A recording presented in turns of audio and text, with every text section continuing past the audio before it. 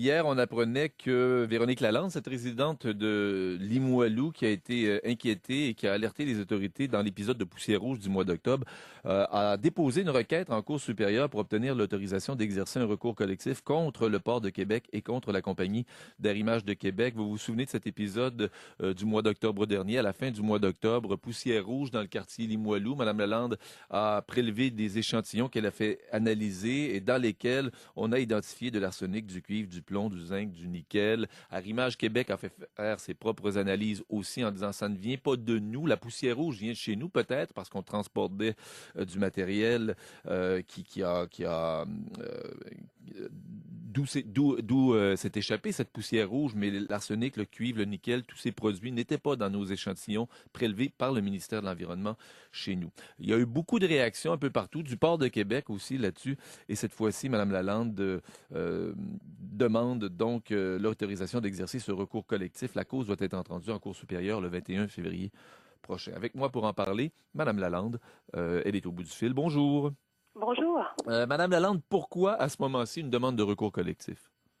Ben en fait, on le dit souvent, pour nous, le 26 octobre, il s'est produit un incident important, mais qui était somme toute un fait divers. Donc oui, on a été victime d'un déversement. Donc en fait, 5 secteurs de Tabac-Ville de Québec ont été incommodés par cette poussière-là. Mais au fil de l'événement, on s'est rendu compte qu'il y avait un enjeu de société beaucoup, beaucoup plus grand, entre autres sur la capacité d'accéder au port, sur la souveraineté, en fait, la capacité des autorités compétentes à intervenir sur ce territoire-là, sur l'ensemble aussi et sur l'ampleur des activités industrielles qui s'y passent. Et puis, on est en mesure aussi de voir, d'avoir des téléphones des gens de Lévis, de gens de Cap-Blanc, donc de gens de Beauport, qui eux autres aussi vivaient ce genre de problématique-là. Alors, on a beaucoup fait sortir cet aspect-là avec nos études aussi qui démontraient que, en fait, l'ensemble des activités au port de Québec ont un impact de la poussière, ils en génèrent dans l'ensemble de leurs activités. Et c'est ça qu'on retrouve, même si la couleur rouge n'est pas toujours là, de la poussière contenant des métaux, ça, on en reçoit. Et on a comme plus poussé là-dessus, mais parallèlement,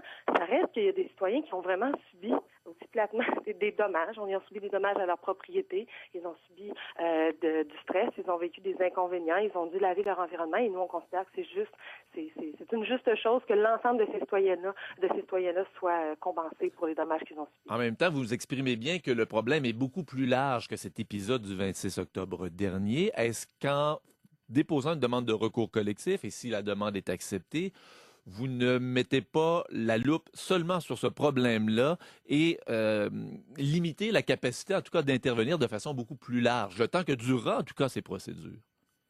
Ben, selon nous, ces deux choses-là peuvent fonctionner en parallèle. Donc, pour l'événement du 26, puis on a discuté, on a réfléchi aussi avec la firme d'avocats qui nous représente, qui ont l'habitude de ce genre de causes-là. Puis on a hésité aussi, est-ce qu'on fait ça beaucoup plus large, est-ce qu'on embarque plusieurs événements? Mais à un moment donné, pour un recours collectif aussi, il y a une espèce de cohérence. Là. Il faut que ce soit bien documenté. Il faut que moi, j'ai le profil aussi pour agir comme représentante. Et on trouvait que pour l'ensemble de ces raisons-là, c'était probablement plus efficace d'aller chercher un dédommagement pour trouble de voisinage seulement pour cet événement-là. Mais nous, on continue notre travail pour ce qui est du sujet beaucoup plus large des impacts environnementaux des activités au port de Québec sur l'ensemble des populations qui vivent en bordure de ces installations. Ouais, mais est-ce que le port de Québec, s'il est poursuivi, s'il est impliqué et mis en cause dans un recours collectif, ne va pas tout simplement se défendre sur cet aspect-là en particulier, sans élargir, sans essayer d'aller voir d'autres problèmes qui pourraient lui nuire devant les tribunaux, justement? Ben, je pense pas. En fait, un recours collectif, ça a aussi ça de public.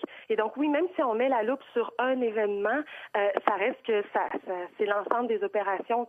Un événement est aussi représentatif de l'ensemble des opérations. Donc, on pense qu'en ciblant, on est en mesure d'être plus efficace, mais qu'ultimement, ça participe à l'espèce de compréhension plus générale de la façon dont ils conduisent leurs opérations et des mesures qu'ils mettent ou ne mettent pas en place pour s'assurer que leurs opérations, et en fait, de s'assurer qu'ils respectent leur mission, parce que la mission du Port de Québec, elle dit bien, oui, favoriser le développement, s'assurer que les intérêts des partenaires gouvernementaux sont respectés, mais la dernière phrase, c'est s'assurer que l'ensemble de ces opérations sont tenues dans le respect de l'environnement et des communautés. Et on pense que le port a beaucoup misé sur son développement, ce qui est bien, qui est la première partie de sa mission, et qui est temps qu'il revienne à la dernière partie. Oui. Lors de son bilan 2012, le Port de Québec disait nous sommes préoccupés par cette question, nous voulons agir, nous voulons limiter l'impact des activités industrielles sur le quartier. Est-ce que vous avez parlé aux gens du Port de Québec? Est-ce que vous étiez en discussion avec eux? Est-ce qu'ils vous ont contacté avant que la demande de recours collectif ne soit déposée?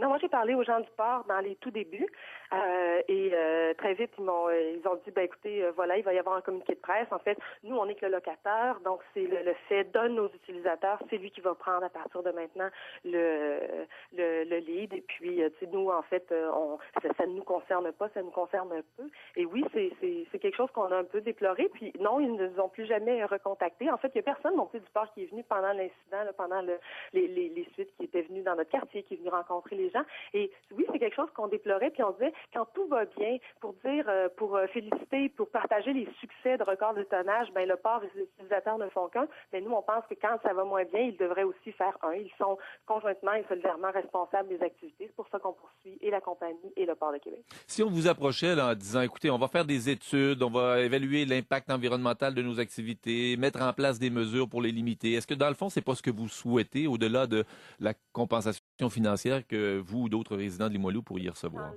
Dans le recours collectif, il y a, oui, une demande de dédommagement, mais il y a aussi une demande d'injonction pour que le port mette en place des mesures permanentes afin d'éviter des émissions de poussière sur les quartiers. Donc, cet aspect-là fait aussi partie du recours collectif. Là, tantôt, quand vous disiez, est-ce qu'on limite pas, dans le fond, à un fait, il y a aussi une demande d'injonction à l'intérieur du recours collectif pour que ils démontrent, parce qu'ils ont beau dire ça, mais en même temps, ils agissent de façon très, très secrète. Hein. Alors, pour nous, de rendre ça public, de faire en sorte que on les force un peu à passer de la parole aux actes. Nous, on attend que ça. Là, quand Mario Girard dit qu'il veut devenir un modèle mondial en matière de développement durable, être un exemple de port, c'est parfait, c'est exactement ce qu'on veut. Et pour nous, on pense qu'il a la chance même très facile de le faire en reconnaissant publiquement, enfin, qu'il accepte les autorités compétentes en matière d'environnement et de santé publique, ce qu'ils ne font jamais. Est-ce que vous êtes en mesure de démontrer que le port ou Arrimage Québec sont responsables non seulement de la poussière rouge qui s'est retrouvée dans votre quartier le 26 octobre dernier, mais de ce qu'elle contenait,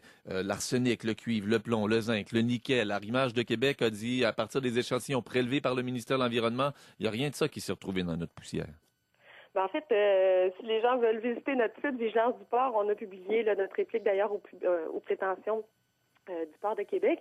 Principalement, l'échantillon qu'ils disent être le réplica du ministère, c'est l'échantillon qui a été pris le 31 octobre, donc à peu près 6 jours après l'événement, lorsqu'ils ont finalement permis l'accès aux employés du ministère pour enquête. Donc déjà, on compare un petit peu des bananes et des pommes. Et finalement, on prend un échantillon qui est pris à même, par exemple, un tonne de minerai et qui serait que du fer et qui démontre que c'est que du fer et que le reste n'a pas de problème. Nous, il y a deux préoccupations qu'on a. Un, cet échantillon-là, les taux de fer sont si bas. On parle de 2,5 dans un cas et de 4,4 dans un autre. On a de la misère à comprendre comment quelque chose qui peut être du fer contient si peu de fer. Juste par exemple, nous, l'échantillon qu'on avait sur notre balcon, qui est évidemment contaminé par d'autres poussières puis qui est à 4 km, contenait 17 de fer. Donc, il y a beaucoup de choses, selon nous, quand ils disent c'est le réplica, selon nous, c'est pas étranger au fait que le ministre soit sorti la semaine dernière parce qu'à un moment donné, on se fie, c'est comme si on sert du ministère pour appuyer sa crédibilité, mais en même temps, on nie en bloc sa compétence. Et puis ça, selon nous, c'est un petit peu dérangeant. Oui, c'est parce qu'en même temps, il y a d'autres activités industrielles dans le quartier Limoilou. La santé publique s'est préoccupée aussi non seulement de l'épisode du mois d'octobre, mais de l'ensemble de polluants qui pourraient se retrouver dans l'atmosphère et dans les poussières. Est-ce qu'on peut isoler l'événement de la poussière rouge du reste des activités industrielles qui peuvent avoir un impact sur le quartier? Nous, on pense que oui, mais en fait, c'est pour ça qu'on s'est attaqué pas à la poussière, mais à la concentration en métaux lourds dans cette poussière-là. Et pour nous, il faut prendre la question autrement. On a du cuivre, du nickel, du zinc et du fer, qui sont les 4 produits que même le port et la compagnie Arrimage Québec disent être leur fer de lance, donc être les produits qui manipulent le plus, c'est avec ça qu'ils font leur blé, leur argent.